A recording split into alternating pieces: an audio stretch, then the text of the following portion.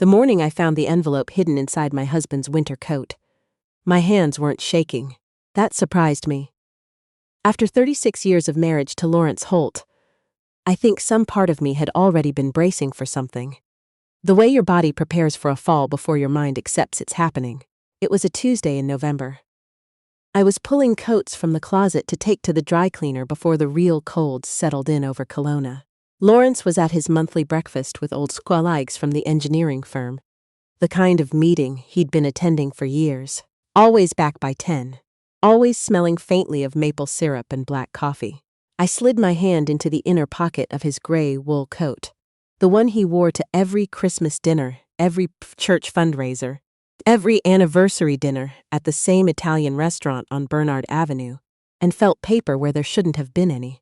A folded bank statement, not from our joint account at the credit union, from somewhere else entirely. I stood there in the hallway for a long time, just holding it. The number at the top made my eyes blur slightly, not from tears, from simple disbelief. $240,000.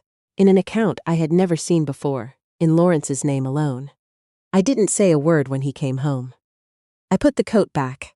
I folded the statement and tucked it inside the pocket of my cardigan, against my ribs, and I made him lunch. That's the part people never understand until it happens to them. You don't scream. You don't confront. You go very, very quiet, and you start paying attention in a way you never allowed yourself to before. Before I tell you what happened next, I want to ask you something. Have you ever trusted someone so completely that you stopped checking? Stopped questioning? If you have, leave me a comment below. I read everyone, and I promise you, your story matters here. Lawrence Holt was the kind of man other men respected and other women envied me for. He was tall, still broad in the shoulders at 64, with a steady handshake and the kind of calm voice that made people feel like everything was under control. We met in our 20s at a community fundraiser in Penticton, where he volunteered as an auctioneer and I managed the registration table. He asked me out for coffee before I even knew his last name. We built our life in Kelowna, in the Okanagan, in a house we renovated slowly over 3 decades. Lawrence was a structural engineer. I spent my career working part-time at a family counseling office, then stopped entirely when our daughter Sasha was born with a heart condition that needed careful watching for the first several years of her life. Lawrence had suggested it gently. "It makes more sense for you to be home right now," he said, holding Sasha's tiny hand in the hospital. "We can manage on one income. We could, and we did. And after Sasha was healthy and in school, and no longer needed constant monitoring, somehow the years had moved on, and the subject of my returning to work never quite came back up. Lawrence managed our finances. He always had. I asked occasionally, 'How are we doing? Is everything all right?' And he answered the way he answered most things. Steady, even. 'We're comfortable,' he'd say. 'No need to worry.' I stopped worrying. That, I came to understand much later, was exactly what he needed me to do. Our son Marcus was the one who first made me feel the ground shift, though I didn't recognize it at the time. He'd come home for Thanksgiving 2 years ago, bringing his partner Joel with him for the first time. Both of them quiet and cautious in the way people are, when they're waiting to see how a room will receive them. Lawrence had been welcoming enough, polite in that particular way of his that kept everyone at a careful distance. But that evening, after dinner, Marcus pulled me aside in the kitchen while Lawrence sat with Joel in the living room talking about hockey. "Mom," he said quietly, "does Dad ever let you just spend money on things you want?" I laughed. "Of course he does." Marcus looked at me for a moment longer than felt comfortable. "Okay." He nodded slowly. "Good." I replayed that conversation later in the weeks after I found the bank statement. I replayed it constantly. The statement was from a private banking division I had never heard of. When Lawrence first retired from the firm 3 years ago, he'd mentioned opening a small personal investment account. Something to manage his own retirement portfolio separately. "It's easier to track," he explained. "Fewer entanglements." I'd nodded, because Lawrence always had reasons for financial decisions, and they always sounded reasonable. What I hadn't understood was the word separately. After I found the statement, I began noticing things I'd let pass for years. Lawrence shredding mail in his study before I had a chance to glance at anything. Stepping outside to take phone calls even in January. standing on the back deck in his socks rather than taking the call inside. The way he'd minimize his laptop screen whenever I came into the study with a cup of tea. Small things, forgettable things. Until they weren't. One afternoon, about 3 weeks after finding the statement, I was at the kitchen table going through old insurance files, just trying to locate our home policy renewal, when I found a folder I didn't recognize tucked behind the hydro bills. Inside were documents with a company name I'd never seen, Crestwood Advisory Partners. Lawrence had mentioned it once, briefly, as something a former colleague had started, a small consulting arrangement he was loosely connected to. He'd made it sound like nothing. The documents suggested otherwise. There were investment transfers connected to that company name going back at least 7 years. Numbers that didn't match any pictures Lawrence had ever shown me of our finances. My hands were completely steady when I put the folder back exactly where I found it. I didn't tell Marcus. I didn't tell Sasha. I didn't tell my closest friend Wendy, whom I'd known since university, because I wasn't ready to say any of it out loud. Once you say something out loud, it becomes real in a way it can't be taken back from. Instead, I did something I hadn't done in 36 years of marriage. I drove to the public library on Ellis Street and used one of the public computers to look up family law lawyers in Kelowna. I didn't want to search from our home network. That, too, told me something about the person I was becoming. The lawyer I found was named Deborah Sung, a family law specialist who'd been practicing in the Okanagan for 22 years. Her website mentioned asset disclosure cases. I wrote her number on a slip of paper and tucked it inside my coat.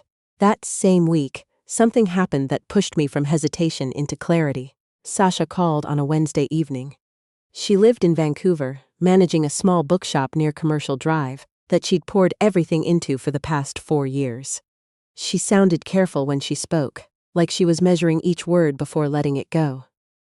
"Mom," she said, "I need to ask you and Dad something. The landlord is not renewing the shop lease. He's selling the building. I need about $40,000 to secure a new location before someone else takes it." I already knew what I wanted to say. I wanted to say, "Of course, sweetheart, we'll help. It's your dream, we have the means." But Lawrence was sitting 2 feet away at the kitchen table, reading a magazine, and I knew better than to say it in front of him. That night, after dinner, I sat down with Lawrence and told him about Sasha's call.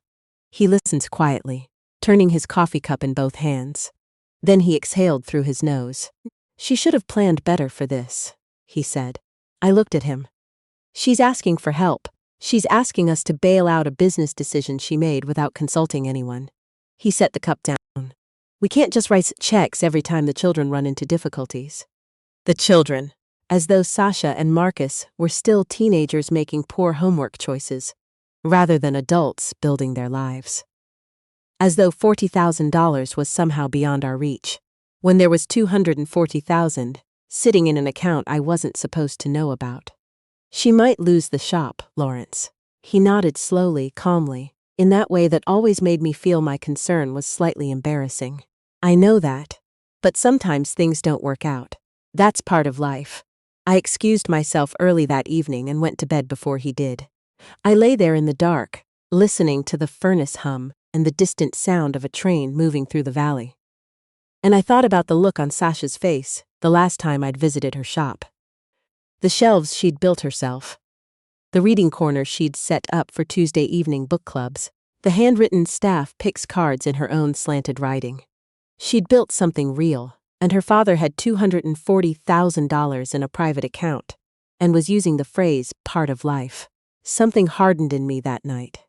Not dramatically, not loudly, just settled into place, the way ice does when the temperature finally commits. The next morning, I transferred $5,000 from the small savings account I kept from my years of part-time work, money Lawrence knew about but never paid much attention to, into Sasha's account. She called 20 minutes later crying. "It's not enough, Mom. Not even close." "I know, baby. It's a start." When Lawrence came home that evening, he mentioned casually that he'd been looking into Crestwood Advisory Partners expanding. "Growth opportunity," he said, reaching into the refrigerator, "might require some patience in the short term." I stood at the counter chopping carrots and did not say anything. 3 days later, I called Deborah Sung's office. I sat in her waiting room on a Thursday morning in late November, wearing my good wool coat and holding a manila envelope with copies of everything I'd gathered. The bank statement, the Crestwood documents, 3 years of tax filings I'd photographed quietly during one of Lawrence's golf afternoons. The receptionist offered me tea. I said yes. My hands were still steady. Deborah Sung was a small woman in her early 50s, with reading glasses on a cord around her neck, and the kind of composed attention that made you feel everything you said was being carefully filed away. She shook my hand firmly, closed the office door, and sat down across from me. "Tell me what you've found," she said, not as a question. I slid the envelope across the desk. She read without speaking for a long time.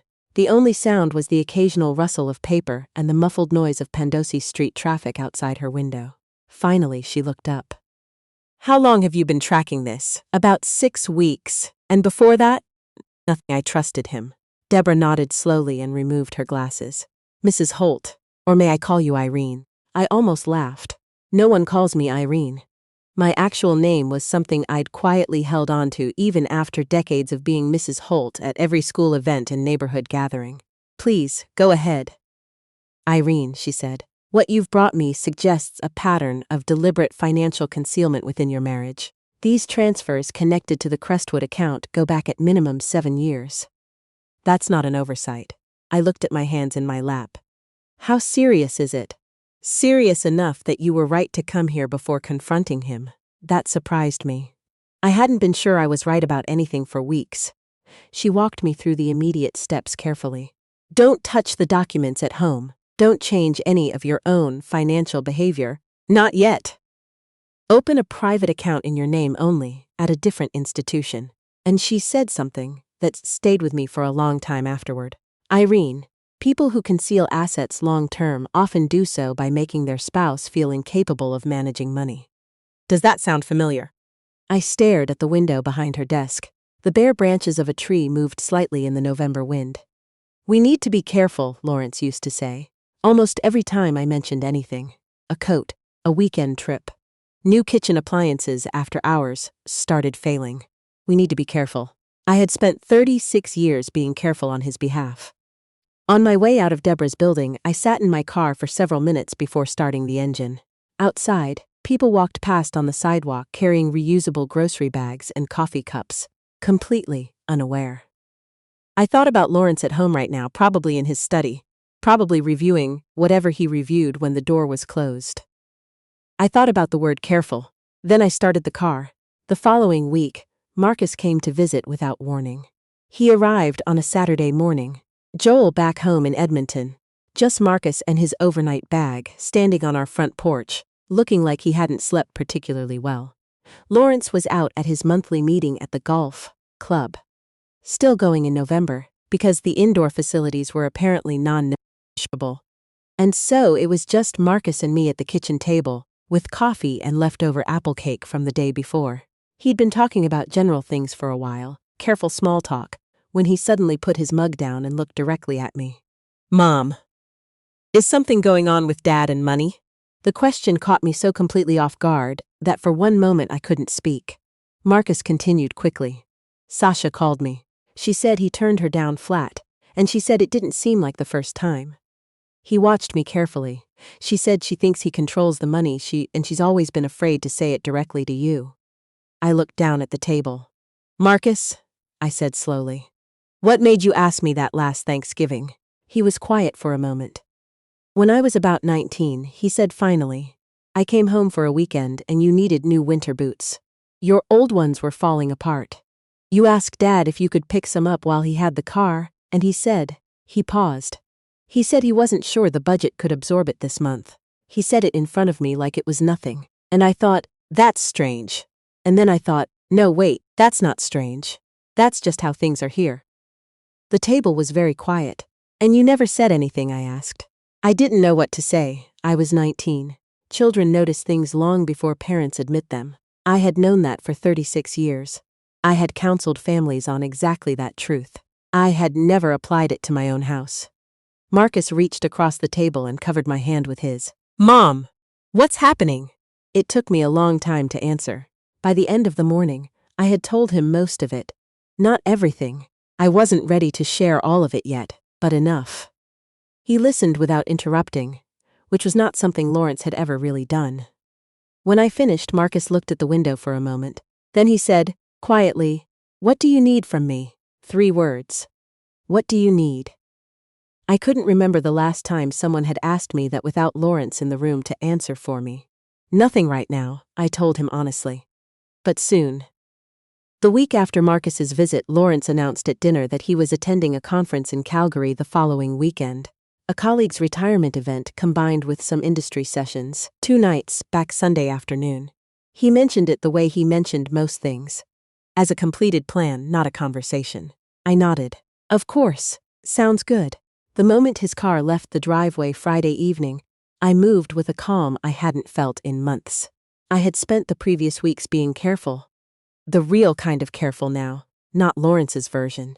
I'd opened a private account at a credit union 2 towns over in Vernon. I had photographs of every document I'd found, saved to a cloud account. Lawrence didn't know existed. I had spoken to Deborah twice more, building the picture 1 layer at a time. And now I sat alone in Lawrence's study, with the copies spread across his desk. And I went through everything 1 more time. The Crestwood account had grown considerably. There were properties listed in documents I hadn't found in November. A condo in Kamloops, registered to a numbered company, connected through a chain of paperwork to Lawrence's name. The transfers from our joint retirement savings over the years were smaller individually, almost invisible. But together, over 12 years, they amounted to something that made the room feel briefly airless. 12 years. Sasha's bookshop crisis had been happening 6 weeks ago. Lawrence had been moving money quietly for 12 years. I sat back in his chair. I'd never sat in it before, in 36 years, and I allowed myself to feel it completely. Not just the money, the planning, the patience, the care with which Lawrence had built a structure around himself that looked, from the outside, exactly like a marriage. I'd had a conversation with him years ago, maybe 8 years back, walking along the waterfront in the summer. I'd mentioned that I sometimes thought about going back to work part-time, just a few hours a week, something to keep me connected to the world outside the house. Lawrence had smiled. "You'd hate the commute in winter," he said. And frankly, with what the government takes in taxes, it hardly makes sense financially. He'd made my independence sound like a bad investment. I photographed the new documents. I emailed copies to the private account. Then I put everything back exactly as I'd found it, turned off the study light, and went to make dinner for 1. That evening I called Sasha. She sounded tired when she answered, the kind of tired that accumulates over weeks of fighting to save something you love. "I found a possible location," she said. "The owner is willing to hold it for 3 weeks. But I need to confirm something by month end." "I hear you, sweetheart. I'm working on something." She was quiet for a moment. "Is Dad going to help?" I looked out the kitchen window at the dark surface of Okanagan Lake in the distance. "I don't know yet. But one way or another, you won't lose the shop." She started crying quietly. "Mom, what's going on? Just trust me for a little while longer." When Lawrence came home Sunday afternoon, he brought me chocolates from a shop near the Calgary hotel. He set them on the counter and kissed my cheek. "Good weekend?" he asked. "Quiet," I said. "Good," he nodded, looked around the kitchen in that habitual way of his, and went to unpack. I stood holding the box of chocolates and thought about 12 years. I met with Deborah 1 more time before I made my decision. She laid out the situation clearly, the way I'd come to rely on her to do. Lawrence had structured things carefully, but not carefully enough. The paper trail was comprehensive. His own meticulous record-keeping, which he'd always presented as a virtue, had become the clearest possible evidence of what he'd done. "What are your goals?" Deborah asked. "Not emotionally, legally. What do you want the outcome to look like?" "I want fairness," I said. "I want Sasha to be able to keep her shop, and I want to stop disappearing." Deborah looked at me steadily. "That's a clear set of goals." She walked me through the divorce papers. She explained what would happen once he was served. She asked, at the end, whether I had a preference for how and where he received them. I thought about it for a long moment, then I told her. "I want him to find them in his study, in the place he thought was entirely his." She nodded without asking why, because I think she already understood. Lawrence had a standing Tuesday morning ritual, breakfast at a cafe downtown with 2 former colleagues, something he'd done every week for 3 years without variation. He was always gone by 8, always back by 10:30. The Tuesday I chose was in early February. The lake was frozen at the edges, and the hills above the city were white. I made coffee before he left, as I always did. He thanked me, as he always did. He kissed my forehead, that automatic, practiced gesture, and he went out the door. I gave it 10 minutes. Then I went into the study, sat down in his chair, and opened the bottom drawer of his filing cabinet, where I had found the original statement 3 months earlier. I placed the envelope, sealed, with his full name written on it in my own handwriting, on top of the files where he could not possibly miss it. Inside the envelope were the divorce papers, signed, and a single handwritten note on a piece of cream stationery. I've known since November. I hope the account was worth it. I closed the drawer, I straightened the chair. I walked out and closed the study door behind me. Then I drove to Sasha's bookshop. I hadn't told her I was coming. I just needed to see it. The reading corner, the handwritten shelf tags, the large front window where she'd hung a string of lights that looked like stars. I sat in one of the armchairs near the back while she helped customers, and the shop filled with the soft sound of people moving between shelves and the smell of old paper and coffee from the little corner press. I sat there for an hour and a half. It was the calmest I had felt in months. Lawrence called at 11:43. I watched the phone ring and let it go to voicemail. Then I read the voicemail notification without listening to it, because there was nothing left I needed to hear from him in a parking lot. He called again at 12. And at 12:15. At 12:30, I drove home.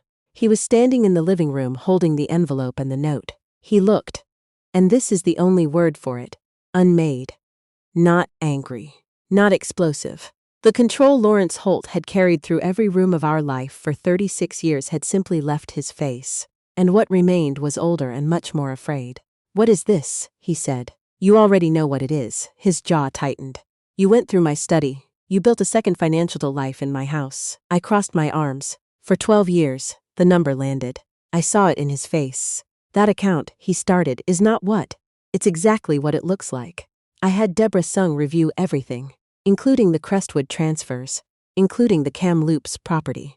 His expression shifted from shock to something more careful, more calculating. "You hired a lawyer 3 months ago." For a long moment he said nothing.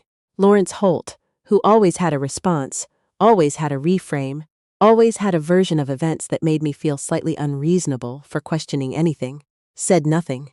Then quietly, with something that might have been genuine pain, "Irene." I was building security for us. I looked at him for a long moment. "Lawrence, you named an account beneficiary I've never met. Security for who?" He looked away. "That's a business arrangement."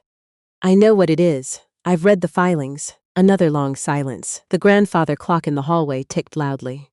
Snow had started outside, coming down lightly against the window. "You've been different for months," he said finally. "I noticed. I know you did." He rubbed a hand over his face. "I was going to explain everything eventually. After what? After retirement was settled." His voice was lower now, careful in a different way than usual. "I wanted things to be in order. For yourself." He didn't answer. "For yourself, Lawrence. Not for us." I walked closer, not aggressively, just steadily.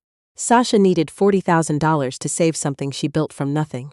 And you told her sometimes things don't work out. While you sat on $250,000 in a private account." His face changed then. Not guilt exactly. Something more complicated and less forgivable. The expression of a man who had told himself a story about his own reasons for so long he'd almost stopped questioning them. "You should have talked to me," he said. "About any of this. Before lawyers." I thought about that for a moment. I thought about 36 years of "we need to be careful," and the boots I'd been afraid to buy. And the question Marcus asked when he was 19, and the look on Sasha's face over the phone. "I did try to talk to you," I said quietly. "For 36 years. You were just very good at answering questions before I finished asking them." He had nothing left to say to that. I could see him searching and finding nothing. Marcus arrived that evening without being called, which told me either Sasha had phoned him, or he'd simply sensed it. He came in, saw his father sitting at the kitchen table looking diminished. and looked at me with a question in his eyes. I nodded once. He nodded back. He sat down across from Lawrence and didn't say anything right away. Just sat there. Which, as it turned out, was exactly the right thing to do. Sasha drove up from Vancouver 2 days later. She came in carrying Liam on one hip. My grandson, 5 years old, holding a crayon drawing he'd done in the car. And she walked straight to me and held on for a long time without speaking. Her shoulders shook once. Then she pulled back and looked at my face. "He really hid it," she said. "Yes." She looked toward her father's study. "For how long?" "Best we can tell," I said. "About 12 years." She pressed her lips together. "The shop," she said finally. "Mom, the new location." "I know, we'll get there." I meant what I said. Deborah had made it clear that given the scale of the concealed assets and the duration of the concealment, the settlement would be significant. Lawrence knew it too. His own lawyer, a man named Terrence Gibbs, whom I'd never met, had apparently advised him that contesting the documentation would make things considerably worse. The mediation took place on a Thursday in March, in a neutral downtown office above a travel agency, of all things. Lawrence and Terrence Gibbs on one side, Deborah and I on the other, a mediator named Janet Ossie in the center, who had the particular manner of someone who has seen every version of this exact room, and still believes resolution is possible. Lawrence looked tired. I didn't say that to be unkind. He was tired. I could see it. The armor of competence and calm authority he'd maintained for decades required constant maintenance, and he'd stopped maintaining it somewhere between the envelope and the mediation table. He didn't dispute the documents. He offered corrections of emphasis. This was structured for legitimate tax purposes. The Kamloops property was intended for the family. Eventually, the Crestwood transfers were prudent planning. Terrence translated these explanations into legal language that sounded almost reasonable. Deborah responded quietly and precisely each time, with another page of documentation.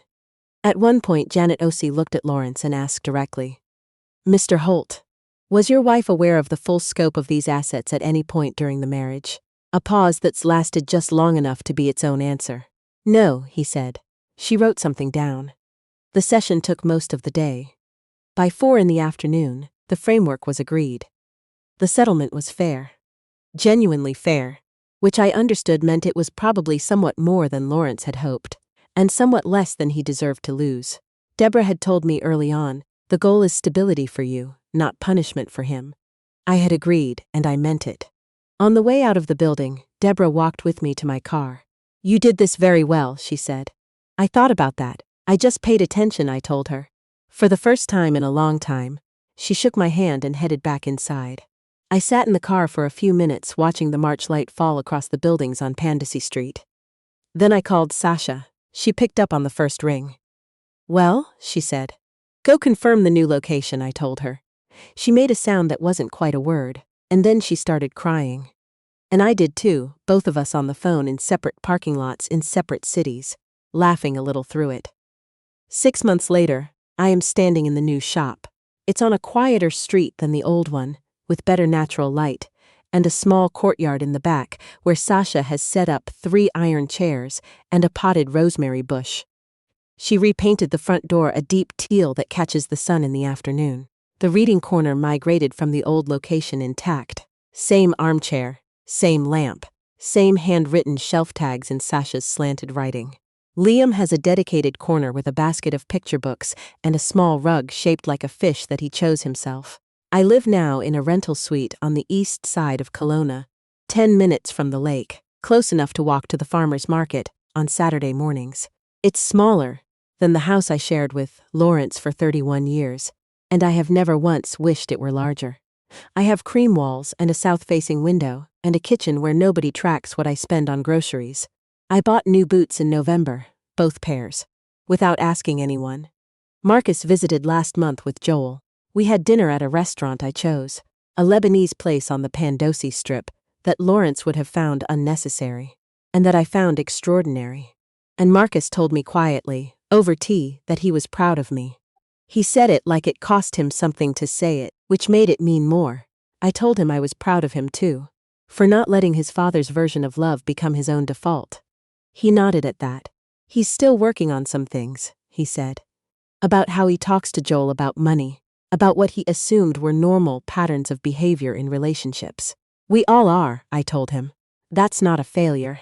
That's just what it looks like to pay attention. Lawrence called twice in the months after the settlement. Both times, I answered, because we have children together, and I believe in keeping that channel functional, if not warm. He sounded smaller than I expected, which I think surprised both of us. He didn't apologize exactly. Lawrence was not built for the direct version of that word. But there was something in his voice on the second call that sounded like a man trying to understand how he'd become the person he'd apparently always been. That is his work to do, not mine. I stopped carrying his explanations a long time ago, and the strange thing is how much lighter everything became when I did. I think about what I would tell a woman who is where I was 3 years ago. Not suspicious yet, not certain yet, just occasionally uneasy, occasionally quieted by the same steady voice, occasionally standing at a store counter, putting something back on the rack before she'd even decided against it. I would tell her that uneasiness is not nothing. Pay attention to the things you tell yourself don't matter. Notice whose comfort is consistently centered and whose needs consistently wait. And if you have a daughter trying to save a bookshop, or a son who asks the right question 12 years too late, or a friend named Wendy who picks up on the second ring no matter what time you call, hold on to all of that. You will need it. Not because you're weak, but because none of us rebuilds alone. I am 63 years old. I have a reading chair with a view of the lake, and a standing reservation at the farmer's market coffee truck on Saturday mornings. I have a grandson who visits, and a daughter who texts me photos of new book arrivals, and a son who is learning, slowly, that love does not require one person to make themselves smaller for the other to feel comfortable. I have time, and for the first time in a very long time, it belongs entirely to me. If this story touched something in you, maybe something you've been carrying quietly for a while, I'd love to hear from you in the comments. You don't have to share everything. Just let me know you're out there. Where are you watching from tonight? Because I think the bravest thing a person can do, at any age, is finally decide their own life is worth the trouble.